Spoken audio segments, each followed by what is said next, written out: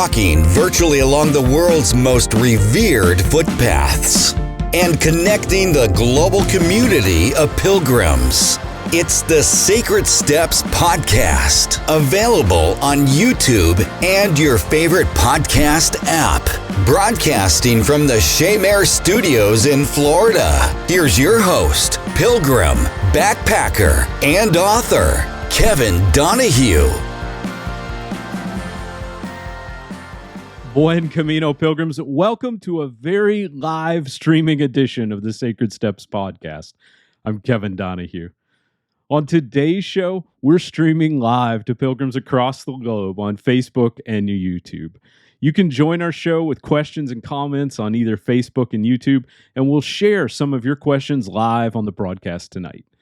If this is your first time streaming the show, welcome to the podcast. A little about myself. I'm Kevin Donahue, pilgrim, backpacker, and author of Sacred Steps, a pilgrimage journal. My pilgrimage walks completed and yet to come include the Camino de Santiago, England's Pilgrim's Way, the Via Francigena, and later this week, the California Missions Walk. With a pandemic upending so many lives and plans, including my own pilgrimages, I started this podcast towards the end of 2020 because I missed my pilgrim family, and I'm so glad that I did. We're now streaming to pilgrims in 33 countries on 6 continents, and I'm so grateful to be walking virtually alongside you. On our show, we feature stories of pilgrimages told by authors and pilgrims, connecting a community of pilgrims from across the globe. You can find those episodes and interviews on YouTube, Apple Podcast, Spotify, or your favorite podcast app. I'll put the link to our episodes down below in the show notes. You can find those after today's program. As I mentioned, this is a special live stream, the last episode before I begin my pilgrimage on the California Missions Walk. I'll be walking from San Diego up through Southern California on the first leg of this pilgrimage, beginning my journey later this week. A lot of you have been reaching out, wanting to know about the walk, so this episode is a live Q&A about the California Missions Walk, connecting the 21 Spanish missions across the state's Pacific coast. Throughout our live stream tonight, we'll be answering your questions live, so please jump in the comments section on YouTube and Facebook. Let us know where you're streaming from. Hey, good evening. So great to have you, Kelly.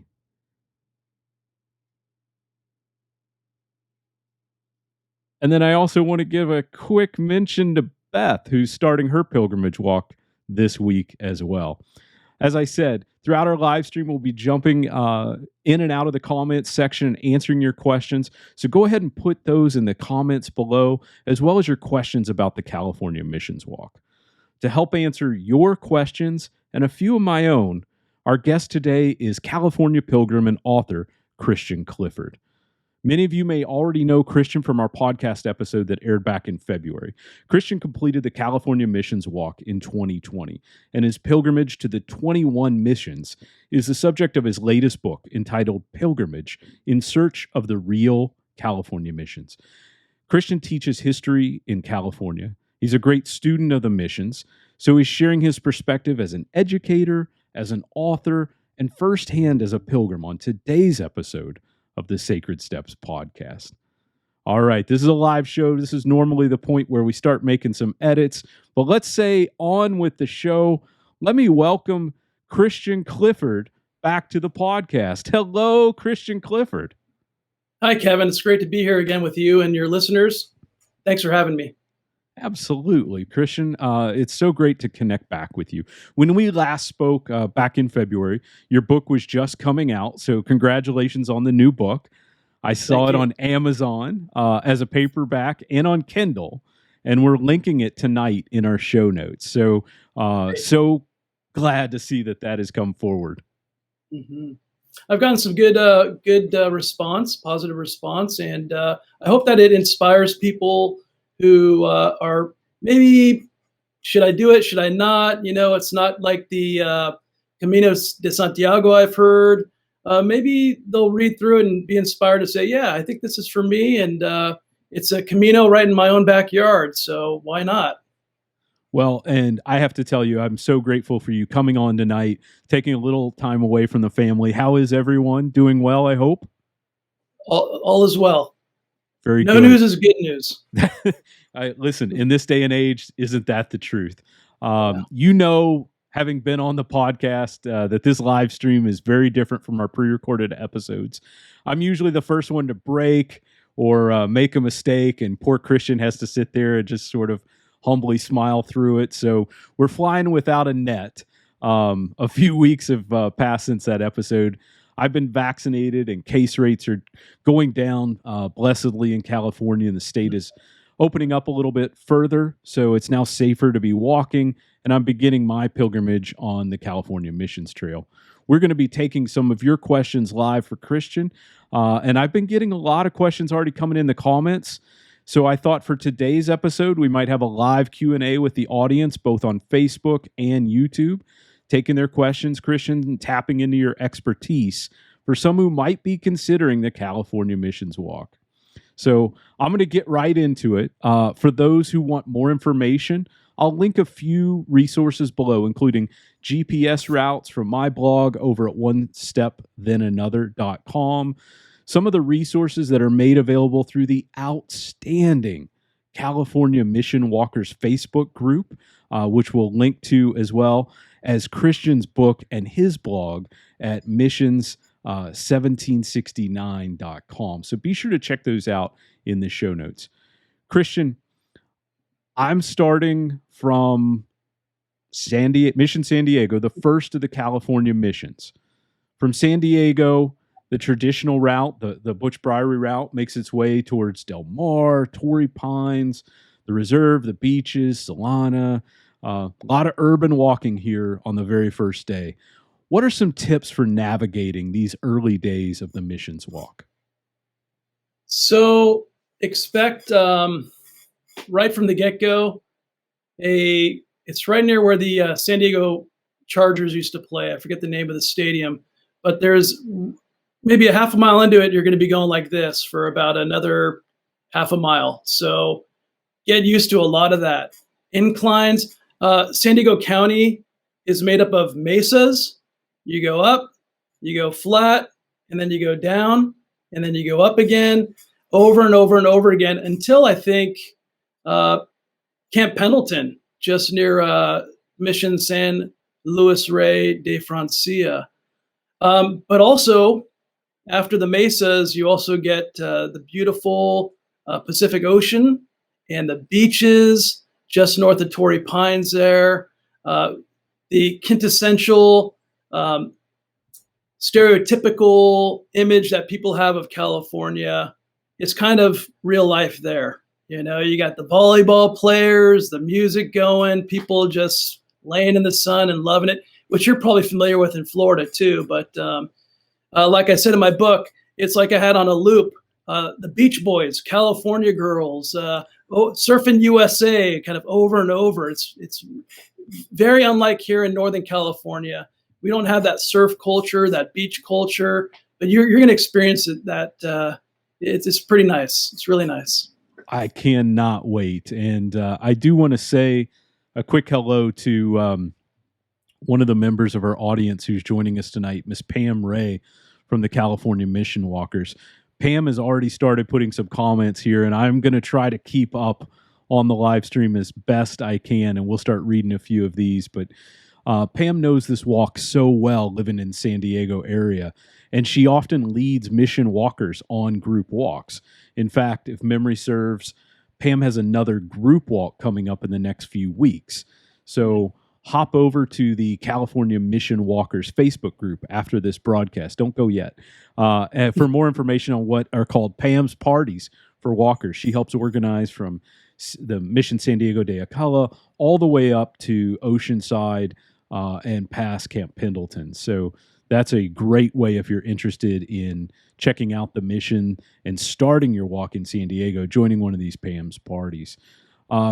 Christian, speaking of San Diego, you mentioned back in February that the walk, and you just said you go past the beaches, the people watching.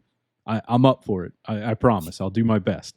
But then you get into Mission San Luis Rey, forgive me, Mission San Luis Rey, and it is mesas. And for this Florida guy, what is a mesa and what does that feel like as you're starting your walk from either Solana Beach or Oceanside up towards Mission San Luis Rey? So I didn't know what mesas were either until I was a student undergraduate in Montana. So they have a lot of buttes and mesas, and I didn't even know they existed in California until this walk. So from just after you start Mission San Diego to La Jolla, lots of mesas, and then you're right along the beach all the way to Oceanside, and then you cut back inland, and you have mesas again. So it's one of those things like I shared with you back in February. It's like, oh, great, this mesa, no more mesas. I'm done. I'm at the beach. And then all of a sudden you have more. So, just I think if you're aware of it, it's not as bad. But I was unaware, and it kind of was burdensome. It's burdensome. I don't know if I feel better or worse, but I can tell you in Florida, here's how we train. So if you're in a very flat part of the country, like I happen to be, what passes for a hill in Florida, we actually have parking garages. So one of the things that I did for my Camino to Santiago, and you can do this as well, if you're in a very flat spot, grab your pack and start walking some parking garages, because you sort of do ramps up and also ramps down. It can help you understand how that weight's going to behave on your back. Christian, I want to go to a question over here from YouTube. This comes from Kurt. He says, what was the most surprising part of your walk? Surprising. Well, it's an interesting question. I think one of the most surprisingly enjoyable parts was the most challenging. And that was, you just referred to Santiago de Compostela. I have not walked that. I want to, but I didn't even know I had a Camino in my own backyard until a couple of years ago, after meeting some California mission walkers at a missions conference. So I said, I'm going to try this out. And I'm really glad I did. It really challenged me. But to go back to the question about surprisingly enjoyable, was the most incline from Refugio Beach, north of Santa Barbara. It's actually between Mission Santa Barbara and Mission Santa Ynez. And you go up in about, I want to say 8 miles, you climb about 2,000 feet. So, I looked at the Santiago de Compostela, and it's pretty much comparable in terms of incline that you did. So I wouldn't expect any, here we are along the coastal range, and I think they're just shy of the Pyrenees, in terms of elevation. So yeah, that was surprisingly enjoyable because it was so peaceful. I didn't expect to meet anyone. And I met 2 sisters who were, one was visiting her sister in Lompoc. They were both originally from Colorado, and we had great conversation along the way. And I think that's also kind of surprising. Not only was I able to do that 2,000 feet in a short order and live to tell about it, but also I met some people who were wonderful people. You meet wonderful people who, one minute they're strangers, the next minute they're like friends, So that was kind of surprising. Yeah, getting that mission walker, that Camino tribe, that family, so important. And I do want to say hello to, I'm seeing some familiar names, Christian, from the California Mission Walkers Facebook group. So I do want to say hi to all the California Mission Walkers that are joining us. They embraced you. You relied a lot on the support of the mission walkers from start to finish, right? Like how you prepare. Yeah. So Butch has his guide, the kind of go left, go right, what to expect. And that was very helpful. I backed it up with, Google Maps, Yahoo Maps, because maybe there's something more current like construction and so on, but very helpful. And one of the wonderful things about the mission walkers is people will put themselves out there like, hey, contact me. I might be able to help you out. I might be able to walk with you. You're kind of in my backyard. And I was a little skittish on that initially. I was okay with it. Hey, Butch, what do you recommend here? And he was very helpful. I'm doing this trip. I'm planning out. What do you recommend? But then I said, also with like, hey, what about blisters, moleskins, good types of shoes, because the shoes I initially used were horrible and caused great blisters and shin splints. But then it's like, hey, maybe I'll figure out who's living in this area, who's a mission walker, put an email out there. And on occasion I get responses like, hey, I'm in town and I'd like to help you out. And I've just met some wonderful, wonderful people. It kind of reminded me how good people are, Yeah. I think we live in a society where it's all about fear. Everything's about fear. Everything's black and white. Let's keep it simple. When in reality, life is complex. There's a lot of gray area, and you won't know that. You won't experience it unless you put yourself out there. You might be on the side, kind of everything's black and white. It's my way or no way, I have to say, because, I intended to be, all of us had different plans, right? Nobody had if you had on your bingo card for 2020, global worldwide pandemic that's going to make you, locked in your room watching videos all day on Zoom or what have you, you win the prize. I certainly didn't. I intended to be in England, walking the Pilgrim's Way, connecting to the Via Francigena, and we sort of had that plan. And then all of a sudden it was, well, you can't go to Europe because Europe has this new virus, right? And so I started researching the California Mission Walk, and the walkers group just virtually, because I haven't had the opportunity to engage with anyone in person, except for a few, you, Sandy, Butch, a couple others. And the whole family kind of takes you in. The ones who live in California are so proud of the missions and the walk and all that's gone into this. So the California Mission Walkers Facebook group is a fantastic resource. Whether you are looking for someone to walk with, whether you're considering walking the entire distance, one of the great things about the California Mission Walk is that if you want to just go walk for a day, there's someone who wants to walk with you. And if you want to walk for a week or months, there's someone who wants to walk with you. In fact, our good friend, Christian Sandy Brown, is walking right now. He is in the course of writing a new guidebook for the California Mission Walk with Cicerone Press. And so Sandy was going to join us, and our phone line was not working this evening. But I do see some questions coming in. Some of them are pretty appropriate. I'll just throw that up on the screen. Christian's rocking the limited edition California Missions. I'm not even sure it's not a Hawaiian shirt. It's a mission shirt. So yeah, it's in the great Hawaiian category, though, I think. Yeah.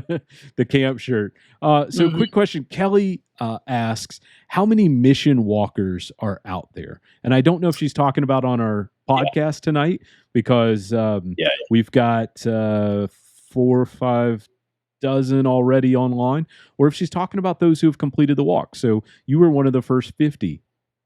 Yeah, so I'm pretty sure there are around 1,500 on the Facebook group from all over the world.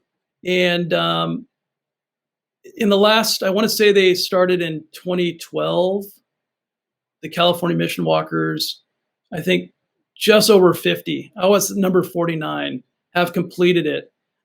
Most do it in bits and pieces. A handful have done it in a walkthrough, like starting from San Diego, going all the way to Sonoma, or starting at Sonoma and going all the way to San Diego in one fell swoop.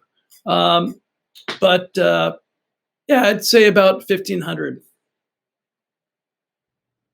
Just looking at some of the comments, Kelly's thinking how many are actually doing the walk. At any given time, there's a lot of people out there in groups starting. And Pam Wray also reminds everyone, she's part of the community of Facebook mission walkers, stay in contact with the group and let people know when you're going to walk. That way they can offer help and also offer, any assistance, expertise. Sometimes it's good to know what's going on in a local community, and having people who will give that information is great, and great resources.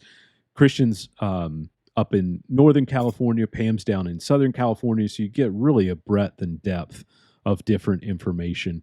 One of the things yeah, go ahead.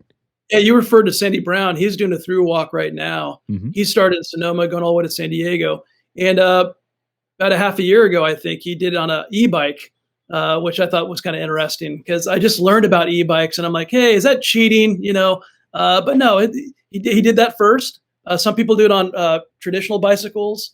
I originally drove my car and visited people along the way and visited the missions. And then I said, hey, how about walking it? That's a pretty great idea. So That's fantastic.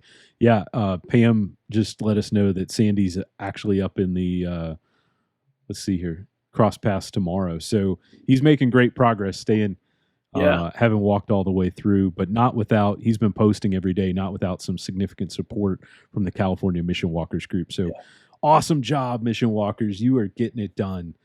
For those of us who are out there and planning to be out there soon. A couple more questions coming in, and I apologize if I haven't gotten to yours yet. We are going to try to get to as many of these as possible. One of the things that the community has founded is actually a Pilgrim Passport, and Karen has a question here about the Pilgrim Passport. Christian, if you want to take this, is there a Pilgrim Passport of any kind, like on the Camino to Santiago? And if not, can you get something stamped at the missions? yes, you can. And I think it's available. This was put out by Martha Lopez, a member of the California Mission Walkers. And you can get them, I think, at a few of the missions carry them, and also through the California Mission Walkers Facebook group. They have a link, I think, to a shop where you can purchase it. And yeah, you can get it stamped and at the mission. I think it's similar to Santiago de Compostela. And then at the end, through the California Mission Walkers, you get your certificate of completion to make it official. So that's almost that is the California Mission Walkers equivalent of the Compostela. So great job. Congratulations. And Kelly, just one quick note. One of the admins from the California Mission Walkers group, Stephen Woody, joins us over on YouTube tonight. And he says right now there are about 10 people on the trail that he's aware of walking it, making daily progress on their through walk. Spring weather is a good time to start the mission walk. And, California is known worldwide, Christian, as having the great weather year round. You did your mission walks in different sections of the year. Did you have a favorite time? So I have a least favorite time. That counts, the summertime in Central California. Yeah, avoid that. So we're in a drought. We've been in a drought for some time. And in my roughly 800 miles of walking, I was rained on once, just north of Camp Pendleton. And it was more of a annoying drizzle than a rain. I did take shelter for about 10 or 15 minutes, but that was really it. Like I said, Central California summertime is horribly hot. My brother and he did a section with me between King City in Mission San Antonio and Mission San Antonio south to Mission San Miguel. And we had it planned out in, I think, the last week of May. And the temperatures were, maybe it's early June, first week of June, they were triple digits. So he said, hey, let's pause on that. I think, and we'll take a look at the weather the following week. And it did cool down a little bit. And we hit the ground running. I would say it was doable, mid 80s, but it wasn't triple digits. So another concern in terms of weather wasn't rain, but winds. Winds, there are pockets of the walk where the winds, they have to be like 30 or 40 miles per hour. I couldn't even hear myself think. down near Mission Soledad. Here in the Bay Area, I took a kind of different route than most people. I went from Mission San Jose and Fremont, which is on the East Bay, and I crossed the Dumbarton Bridge to go the El Camino Real south to Mission Santa Clara. And I remember the winds on that Dumbarton Bridge crossing the bay, San Francisco Bay, were just amazingly brutal. I wanted to do that route. It's non-traditional because between Mission Dolores in San Francisco and Mission Santa Clara, just north of San Jose, St. Junipero Serra and the Friars definitely walked that. I mean, I'm almost confident they were in that area. So I wanted to make sure I got as much of that down as I could, because there aren't many places along the California Missions Walk where you can definitively say, hey, the Friars walked on this path, this walk, because a lot of it's been became freeways and there's concrete and, things of that nature. The landscape has changed quite a bit. There was not an In-N-Out burger available. That's right. That's right. There's 40 million people in California today. I'm born and bred California. When I was growing up, I think it's half that. And I just turned 50. So it was about 20 million people when I was born. Hey, happy birthday. I don't know how much we missed it by. There you go. Thanks. Just a few days. Our guest today is Christian Clifford, educator, pilgrim, author. You can find his website at mission1769.com. That's mission1769.com. And his book's on Amazon in print and Kindle ebook formats. I'll include links to his website and his latest book, Pilgrimage, In Search of the Real California Missions, in the show notes below. If you know anyone who has a copy, go ahead and put it up on screen right now.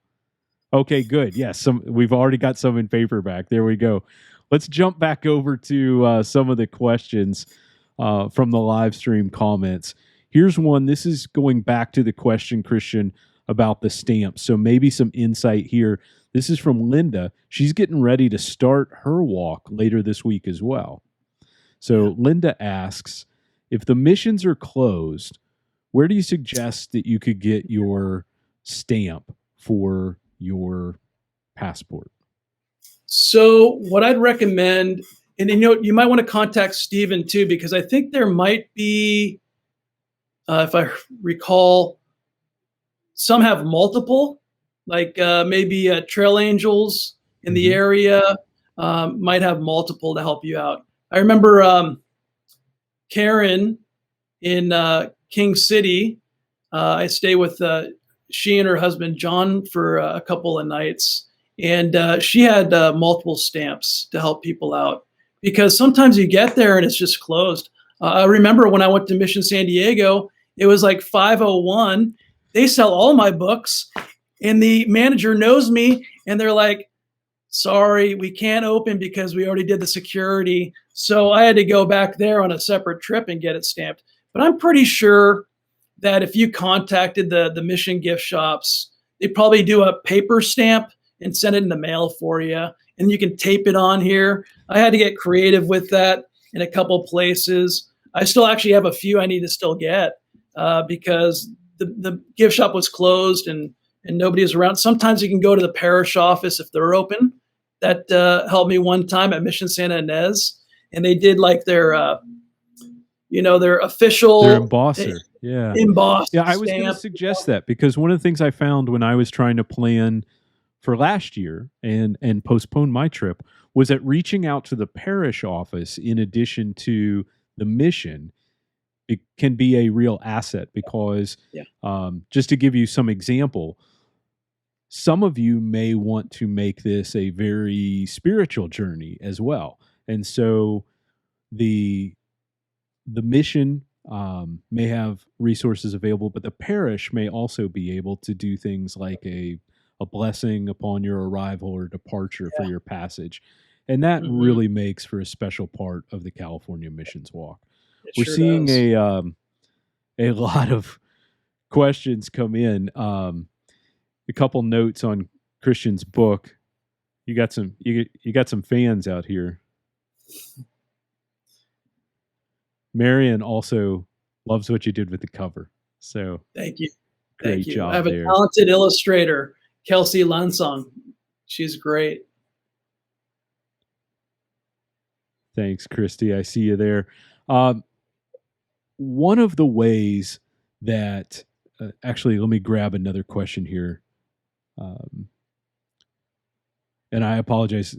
The questions are coming in very quickly. So if I don't get to all your questions, we will definitely put answers down in the comments below. Christian and I can go through on this post on Facebook and YouTube, and we'll post answers to all of your questions as we're going. Christian, one of the questions that was sent in on email talks about the way that this walk is different than the Camino de Santiago. And one of the ways that it differs is, unlike the Camino, the California Mission Walk does not have an established system of pilgrim accommodations like the albergues that you would find in the Camino in Spain, in France, the gîtes, even in Italy.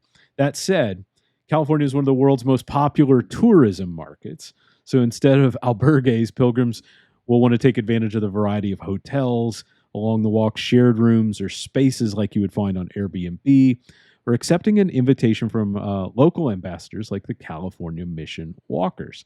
I do want to point out, and I want to get your perspective on staying with some of the Mission Walkers and how your travel went.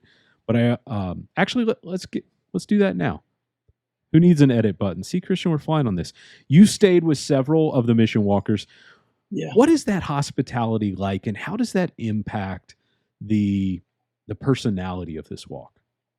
Well, can I speak to your just the general topic first of all before I answer your question?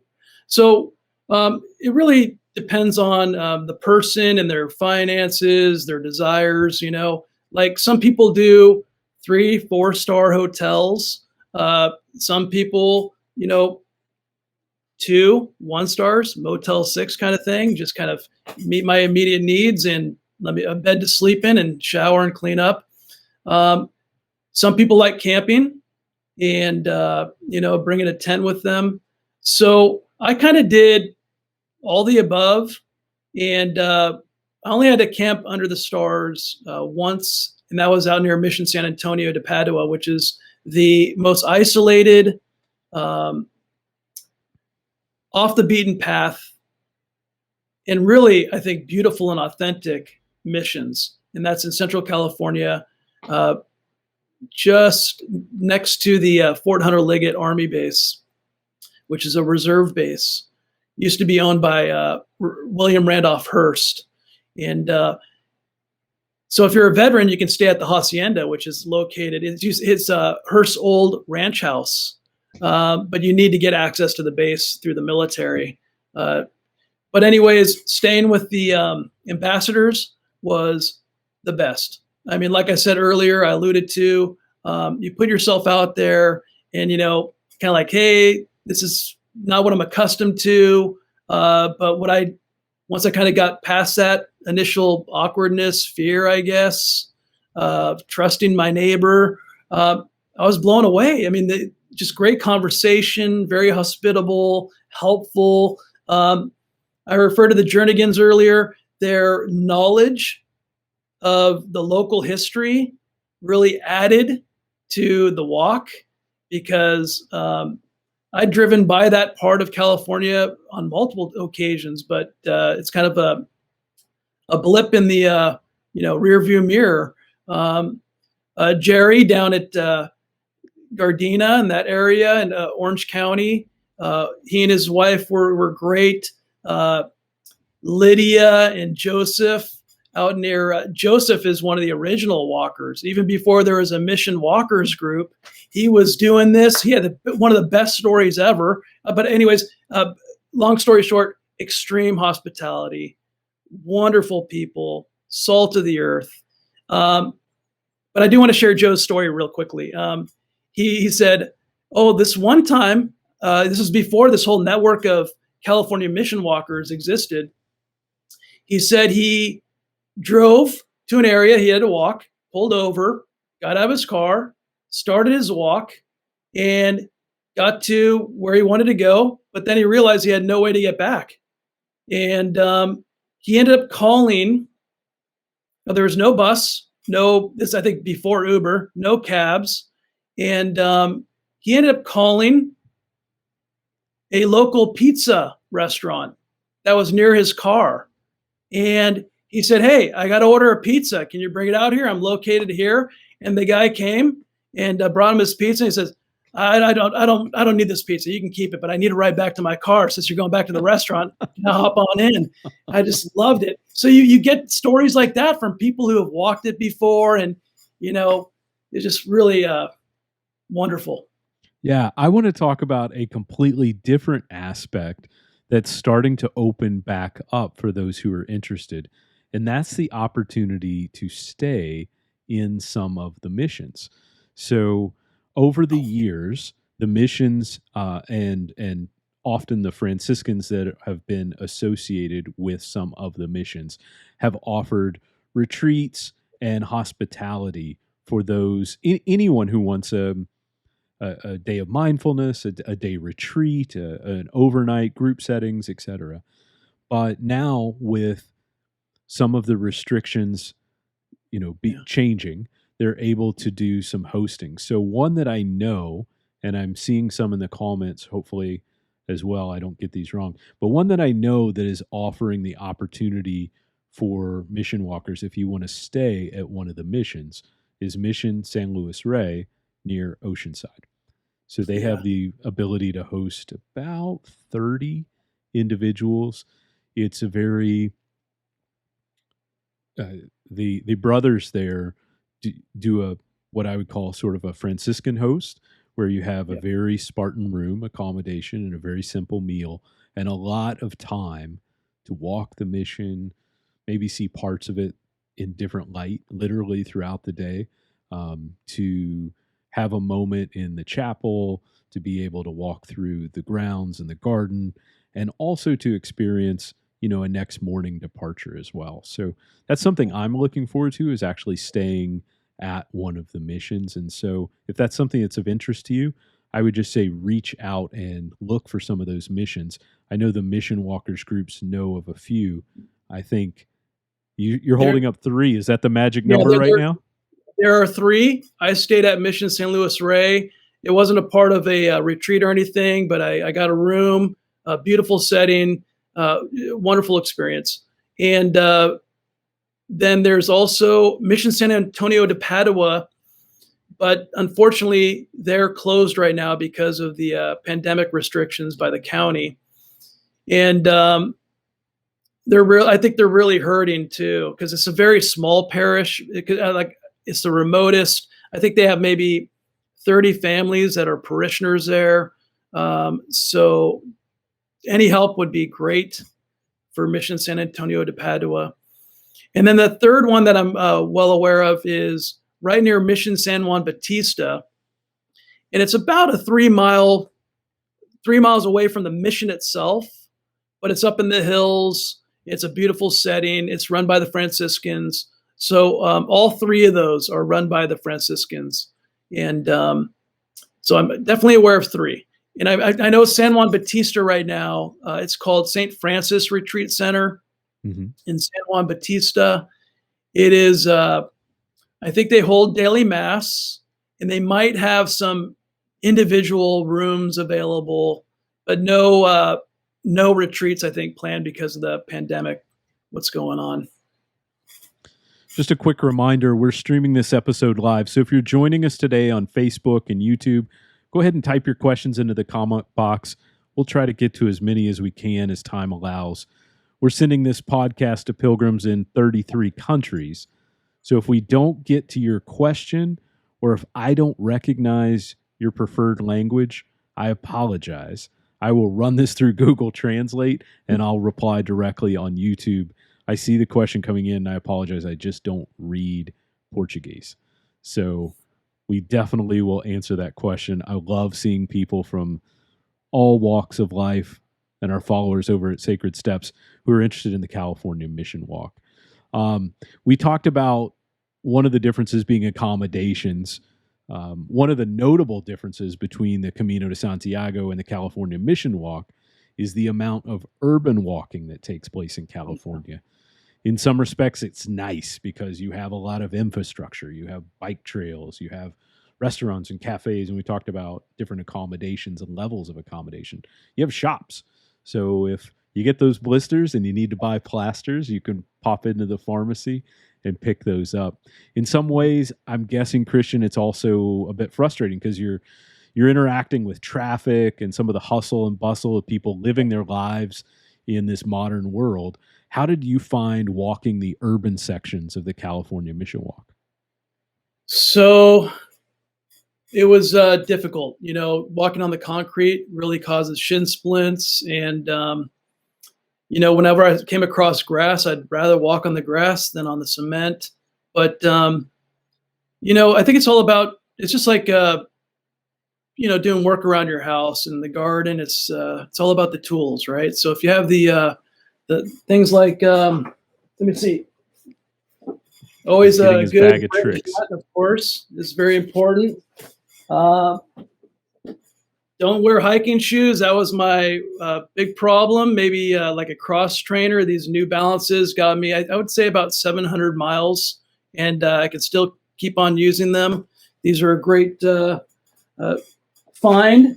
Maggie Espinoza, who has walked all the missions. I met her in San Diego at a conference, and I think I was already about 100 miles into the walk, and she said, I highly recommend poles, right? Like these Lucky's. Trekking poles. Yeah, trekking poles are great. They take a little weight off. I was kind of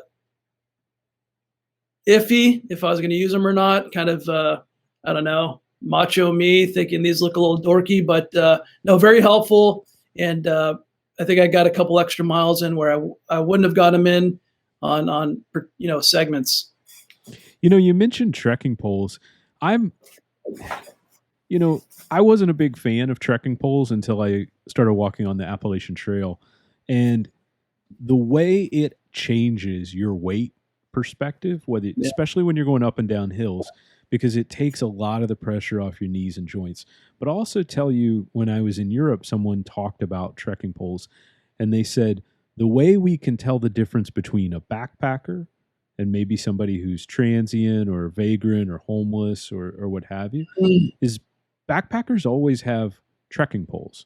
Yeah. And we would willingly take somebody into our home if they had trekking poles, because we know that they're in need of our assistance versus taking someone to receive public assistance. And so I thought that was so interesting. You just never know how people are going to perceive the trekking poles. You're saying, do I really want to say that I need this physical help?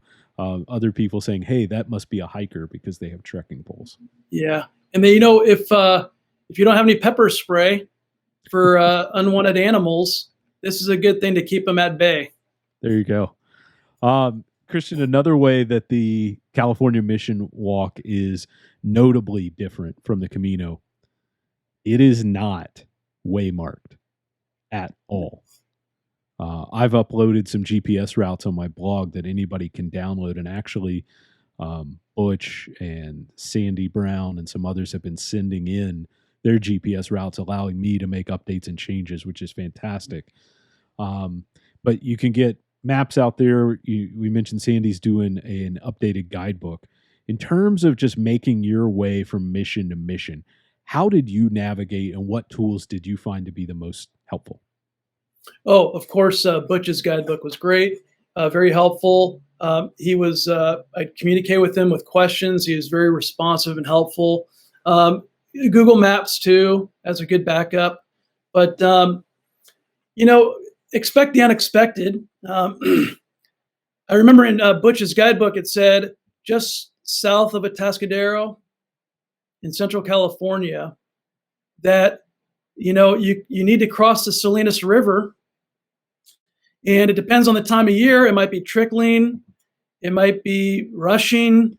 And there's really no alternative except for things he highly recommends you don't do. And that is go on a train bridge or the highway. Even though there's a few miles of the missions trail that you have to go on 101, and it's legal. It's about maybe 10 to 12 miles.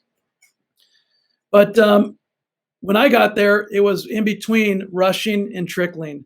And I said, well, what the heck am I going to do? It was about at the deepest part, it had to be about 4 feet deep. And I'm like, I have another 15 miles to walk today. I can't do it in sopping shoes and wet socks. And I looked around and there was this huge felled tree. And I mustered every ounce of strength I had, and I pulled that, and I was able to lift it up about a quarter of the way for it to go over the river. And I used it, and I did have my trekking poles, and I used it as a bridge, and I balanced myself with the trekking poles to get over that portion of the California Missions Trail. Yeah, I wasn't anticipating that, but it was quite the adventure. I would say, Yeah. who knows what you're going to find in California. Here's a quick question. Karen asks, is anyone working on an app to help pilgrims navigate the California Mission Walk? Are you aware of any apps that are going right now? I'm not aware of any apps, but I think yours is the closest thing we get to the technology, your GPS. I mean, that's Okay, really let's just that's tap spot the on. brakes there on the whole yours thing. I want to just say, for very publicly, as many times as I can repeat it, all I am doing is aggregating the steps of others. So I took Butch's route from the guidebook, and I actually put it into Google Earth and went through the process of mapping out where Butch's book says take a left at the stream or turn right near the dumpster by the state park or what have you. I kind of took that whole thing and put it into Google Earth and the GPS routes. So it's good. It's pretty good. People are saying that it's helpful, and I really like that. But it is a GPS track. So if you're not familiar with grabbing a GPS route and plugging it into an app like Gaia GPS or Maps.me or Google Earth or something like that, it can be a little frustrating. So I know that some people have actually reached out to me, and I am happy to help you in any way I possibly can. You'll find that over at my blog at One Step Then Another. You'll find this beginner's guide to the California Missions Trail, and you can actually see as we're going the detail to pull this up and zoom it in. So to answer your question, Karen, that is about the closest we have right now to a proper app. And it is very much a work in progress. So if you're walking, please give us that information. If you could share GPS routes, because I'm aggregating them. I know that several sent them to me last year. I appreciate it. Pam Wray just popped on. She said she stuck to Butch's guidebook, which is very important. I'll tell you that personally, as I've been planning my route, and I've had about a year to sit there with the GPS routes and I've probably taken GPS routes, Christian, from, 15, 20 ladies and gentlemen who sent them to me. There's some places where I'm going to diverge. And one of the nice things about California is that, you have options. So if you're going, while there's a sort of accepted route that many have taken, it may behoove you that you want to walk the beach, right? And you want to be right on the coast and hug it and look at the tides and just walk on the sand. More power to you. You can do that. There's no restriction. It can be, you want to make sure you're being safe about walking the tides. I guess I got to put that caveat here since we're live. I don't want to get tagged on any of those. But I think there are also some opportunities here to look at the routes, and really interested in doing it myself and being firsthand. And then, as we said, Sandy Brown is working on a new guidebook and providing some of those as well. So he's walking the entirety in what is with the downhill slope from Northern California to Southern California. And then he's going to bike it back from San Diego back to San Francisco. And that way he's got a good feel for all the mileage, all the routes, any changes that we go. Here's another comment that you mentioned. This is from Pam. She says, definitely wear the trail runners because that is definitely a much more comfortable route than hiking boots, right? I think you and I both agree on that. You mentioned Absolutely. I don't Yeah. want to plug a specific brand, but you Yeah. what do you wear? Oh, they're New Balance. New Balance? I forget Okay. the name. I make a reference to them in my book, the specific name. But going back to your other point real quick about diverging from Butch's guidebook, he's done it multiple times. So he's really the godfather of it all. But I did look at one because that Mission San Miguel to Mission San Antonio to Mission Soledad is kind of renowned as the remotest, most isolated, and challenging for a lot of people.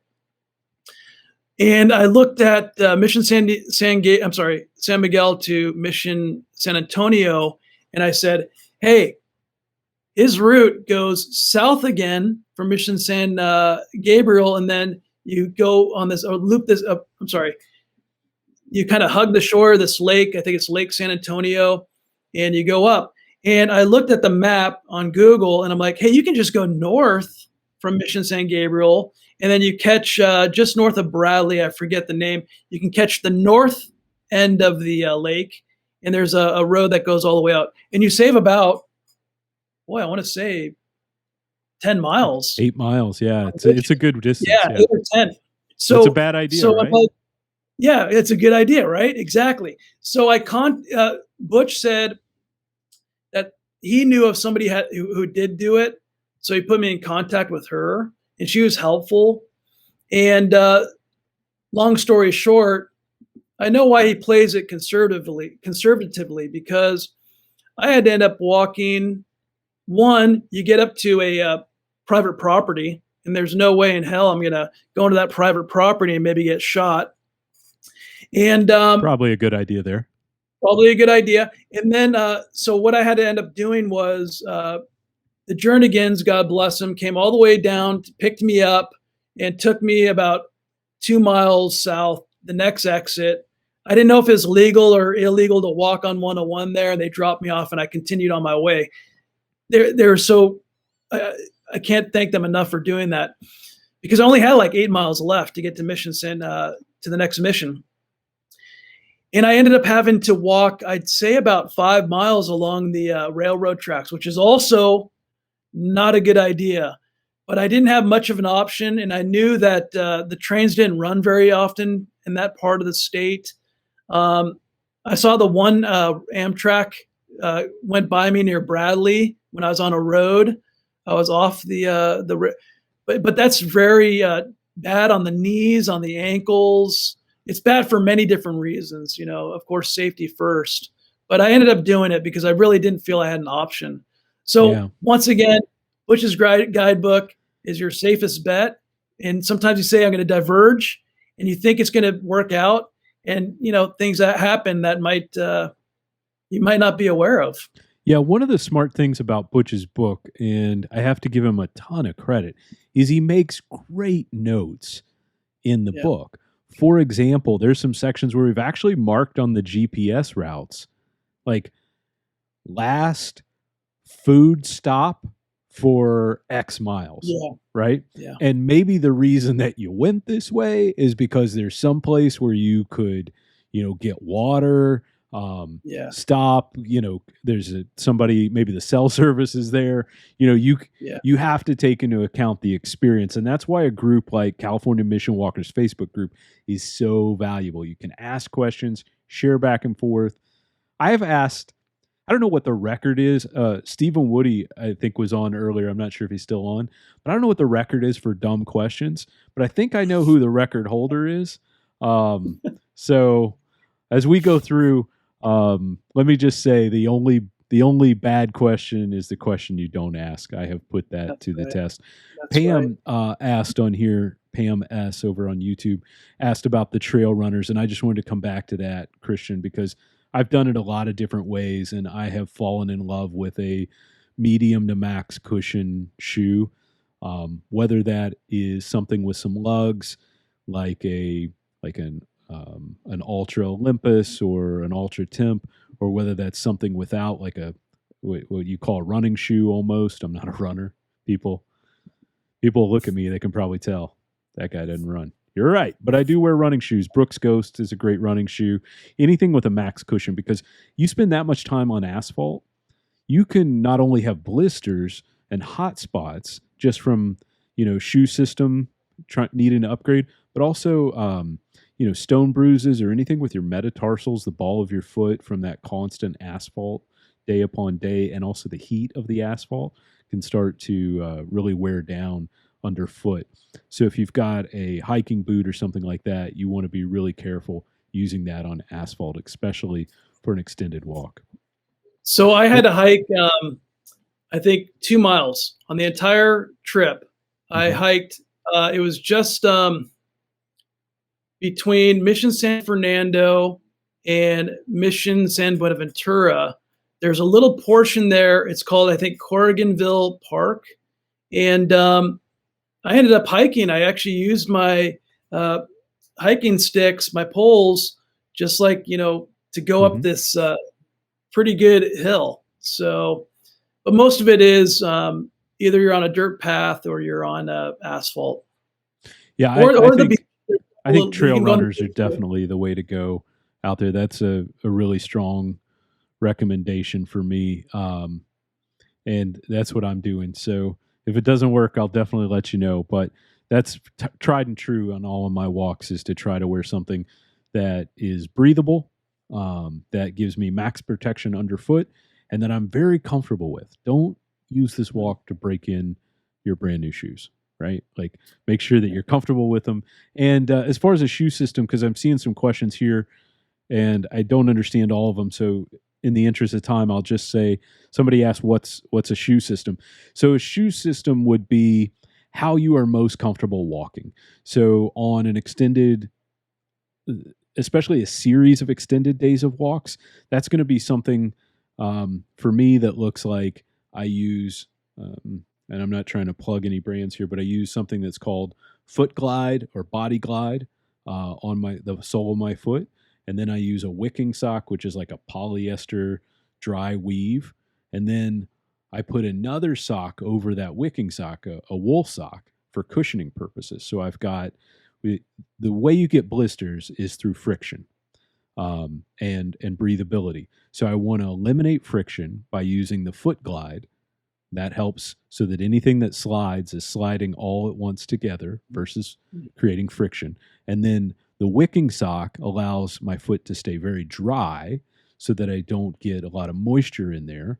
And then the wool sock is also extremely breathable and lightweight, so I don't end up with blisters. So that's my shoe system. I'll throw that over on the blog. It's a little more detailed than just a comment answer.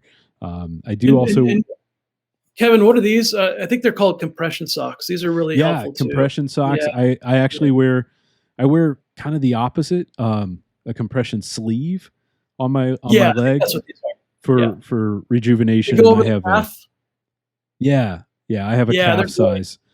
I have a little bit of a herniated muscle in my leg that my wife has suggested needs surgery, but my leg is still working. So until then, I may have just gotten the wrath if she's streaming with us, but until then, I'm going to go to the doctor very soon, right after this next pilgrimage.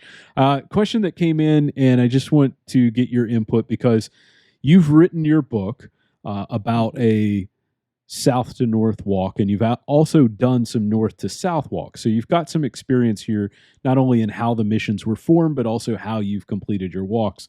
And Christy had asked, do you recommend going north to south or vice versa? Is there a pro or con doing it one way or the other?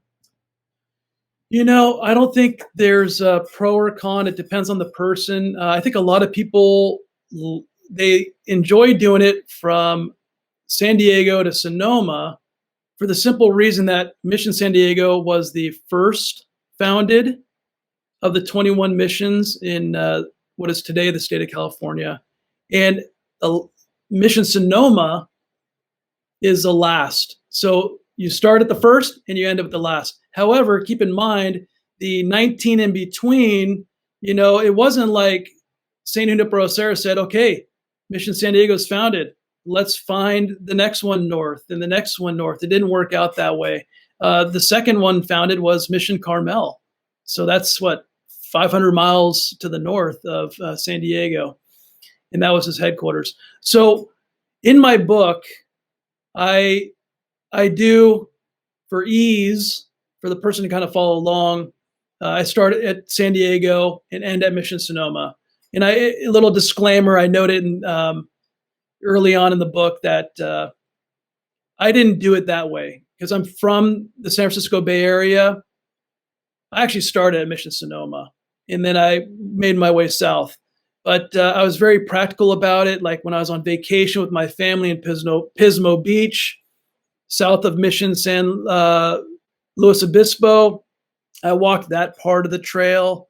And I actually have a map. You can see it right over my left shoulder here, right back there, where it's an old school map. And I said, okay, I did these 25 miles and I wrote it. So I eventually met going from the north and going from the south. I know this is anticlimactic, but I actually ended up finishing the California Missions Trail just north of the city of Santa Maria, and not even at a mission. So I joined. Does that make sense? In the middle, basically in the middle. Yeah, where you were kind of making a track, and we talked about this in the podcast in February. And I guess let me plug my own show. I guess go listen to Christian Clifford's episode of the podcast because he talks about coloring it in as you go, and great sense of accomplishment as well. Because Karen had asked, what's the distance on this route? This is a considerable route, right? How many miles in total, Christian? 800. Most people do it in 800. I did in, I think, 782 to be exact. I do say 800 because I ended up doing to an Assistencia, which is in Pacifica. Because I don't know if you're aware of Assistencias were like helper sub-missions of the larger missions. So they'd have like a ranch in Pacifica and a little chapel to hold mass on occasion with the neophytes there. And so I did from San Bruno to Pacifica over the beautiful coastal range there. And I think that was about 12 miles. So I add that to my total to make it near 800. Yeah. I don't want to be like a cheater, seen as a cheater or anything like that. But let me tell you, this is one of the 800 miles.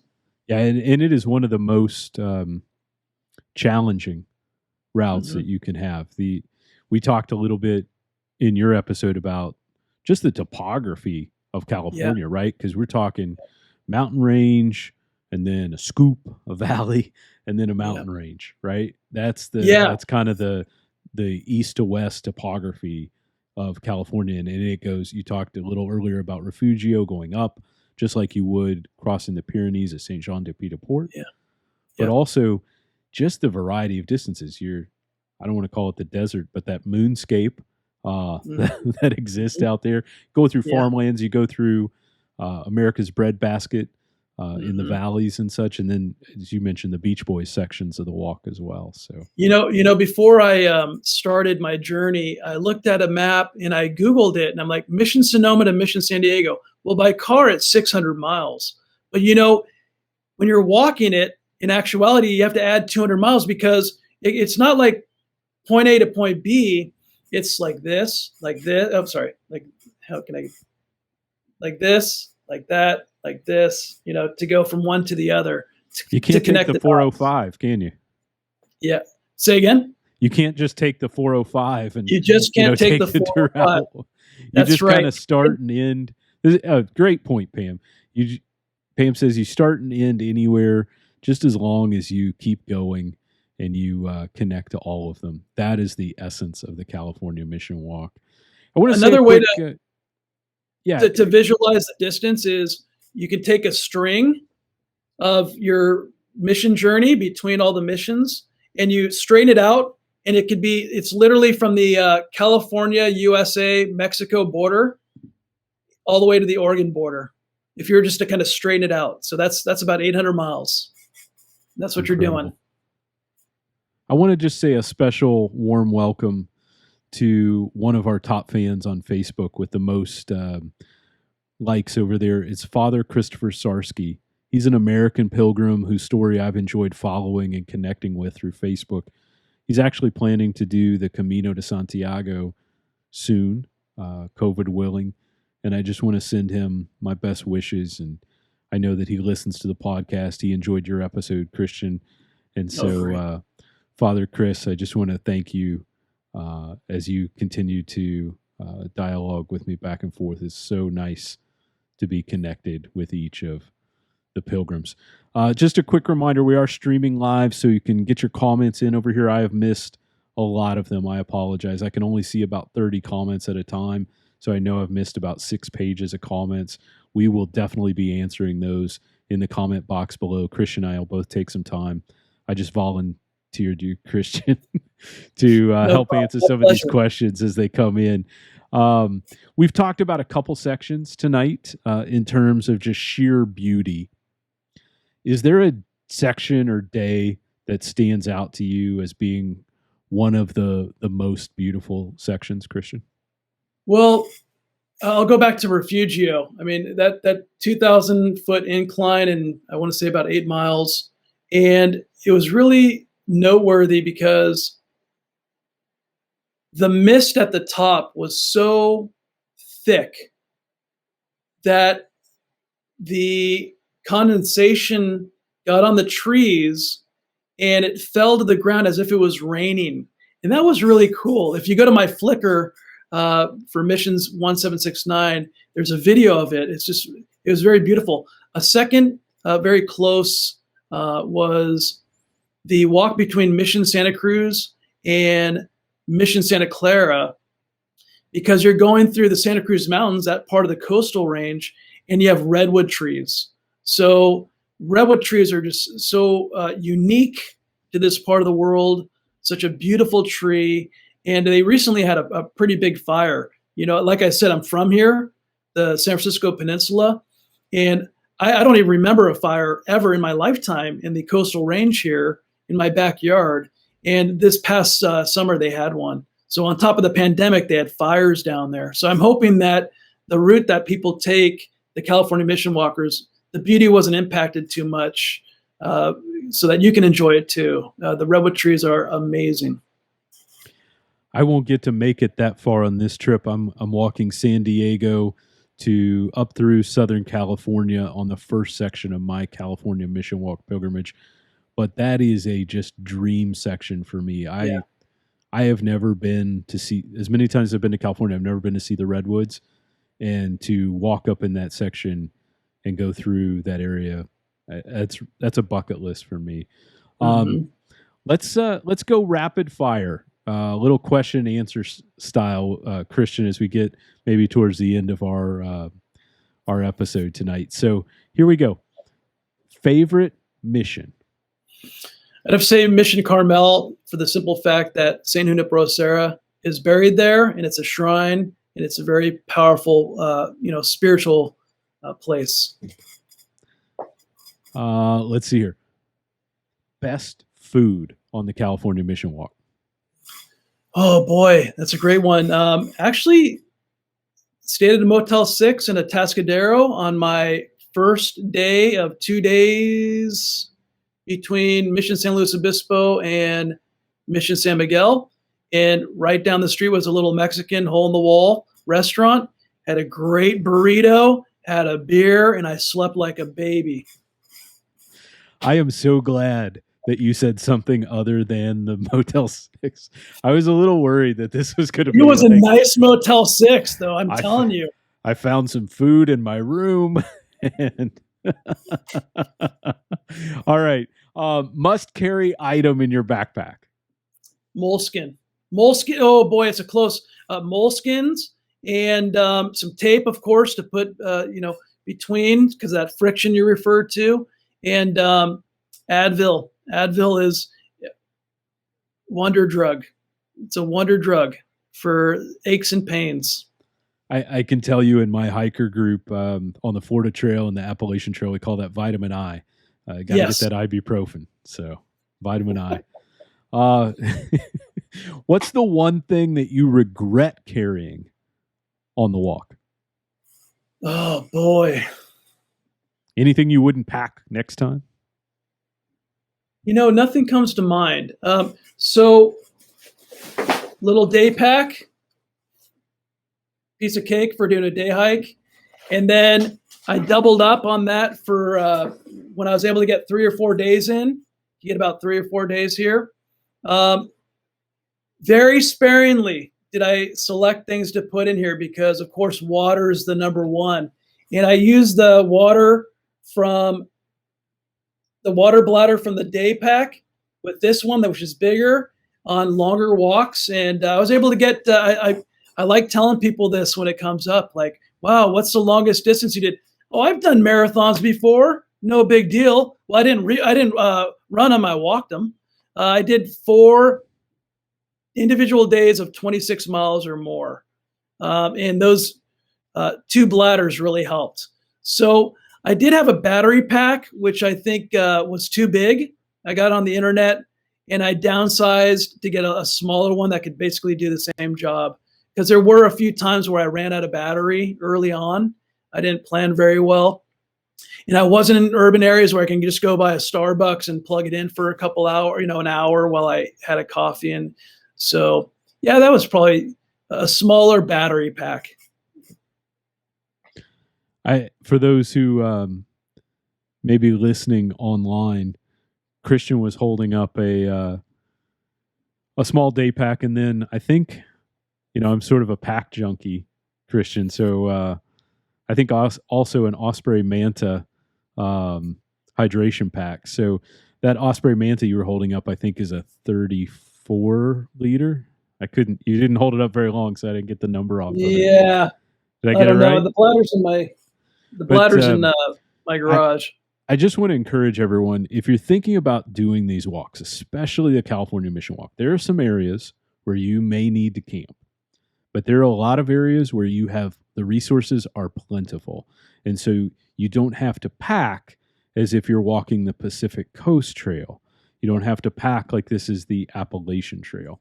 A day pack size backpack with small sundries, your essential clothes and gear, 34, 40 liters is probably the largest type backpack you want to take. If you need to take your camping gear, there are some areas where you need a tent. There are some areas where you need a sleeping bag and a cook kit and some of those. And if you just want to have the experience of camping in the state parks near the ocean, that is definitely an option. But if that is not you, if you're planning to be at the Motel 6 and picking up an awesome burrito and beer, my best suggestion is keep that pack weight light. Not only can you carry it onto an airplane, get in and out very easily, but every pound you take off your back is like taking 5 pounds off your knees and feet. So definitely take those lighter packs. I'll be carrying a 32-liter pack for my mission walk, a couple of simple changes of clothes, some camera gear that selfishly I really want to take. But I think if you pack smartly, you can definitely get down to 34 liters or so. And I know some people who are going even lighter. So just be mindful. You don't need the expedition packs for this type of walk, right? Christian, sorry, that wasn't as rapid fire as I thought it was going to be. Let's do a couple more. If you could go back and walk one more section, like which one comes to mind? I'm going back this weekend. I'm going to do X. Where are you going? Well, I did go from Mission Santa Cruz to Mission Santa Clara. But, from Scotts Valley to Santa Cruz, it's probably about 6 miles. You're like this on the road. You're going back and forth. In my book, I talk about, for those of us who were born and raised in the 80s, the old Atari game Frogger, trying to get across the highway.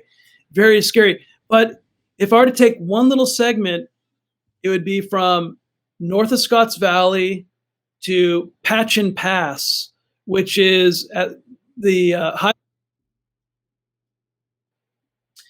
And that is, you're walking through the redwoods. I mean, it's amazing. As the author of the Codex Calixtinus put it, in touching the sky. It's like you're touching the sky. And that's really how I felt on that part of the walk. Like I was touching the sky because the fog started coming in. And that's why we had the redwoods, because of the fog. And it just cools you down. No traffic whatsoever. No sign saying stay away in these beautiful homes that were up there. You do encounter that a little bit along the California Missions Trail. Stay off my property. I'll shoot first. I'll ask questions later, kind of thing. Not on that part of the trip at all. And you know what? I couldn't believe it. I think I made the best time. It was one of the most arduous parts, but I think because I did it in bits and pieces the entire walk. It wasn't a through walk. And I think my body kind of got acclimated by that time. And I think I went from sea level to about 1,700 feet on that trip. And boy, oh boy, I made really surprisingly good time. Yeah, it's amazing what beautiful scenery, beautiful walk, and beautiful people do for your spirits as a hiker. Right. So, thank you for joining us tonight for this special live episode of the Sacred Steps podcast. Our guest has been author and pilgrim Christian Clifford. His new book, Pilgrimage in Search of the Real California Missions, is available right now to download on Amazon. We'll put the link in the comments below. Christian, thank you for joining me. I am so grateful for your time and your insights and your support through all of this. Thank you, Kevin, and thank you to everyone who asked questions and joined us tonight. Yeah, thank you, everyone, for joining us on the podcast tonight. I hope you'll subscribe on YouTube or on your podcast app so that our future episodes are available to you automatically. I started this podcast so that I could stay connected to my pilgrim family, and I'm so glad that I took that step because I'm so grateful to be walking virtually alongside all of you. Until next time, be well, stay safe, and buen camino.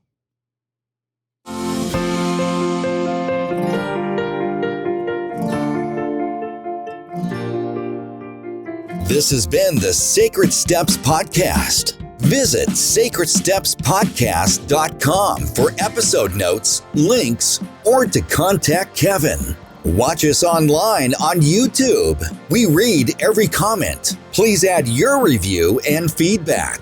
Before you go, tap subscribe to have episodes added to your playlist. Until next time, buen camino.